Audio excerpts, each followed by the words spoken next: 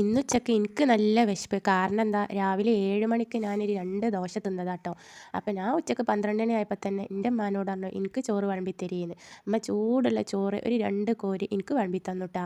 ഇനി അതിലേക്കുള്ള കൂട്ടാൻ എന്തൊക്കെയാണ് ഉമ്മാനോട് ചോദിച്ചപ്പോൾ ഉമ്മ അറിയാം, ചോറ് ആദ്യം വിളമ്പി കഴിയട്ടെ എന്നിട്ടല്ലേ കൂട്ടാൻ, ഇരിക്കണീനെ മുന്നേ കാലിട്ടല്ലേ എന്ന് പറയുന്ന മാതിരിയാണ് ഉമ്മാൻ്റെ വർത്താനം.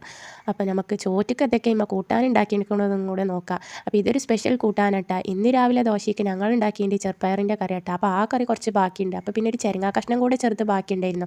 ഇമ്മ എന്ത് ചെയ്തു, ചെരങ്ങാ കഷ്ണം ചെറുപ്പയറും കൂടെ ഒരു ചാറുണ്ടാക്കിയതാട്ടാ. ഇങ്ങനത്തെ ചാറും കറികളൊക്കെ നിങ്ങളെ വീട്ടിലുണ്ടാ.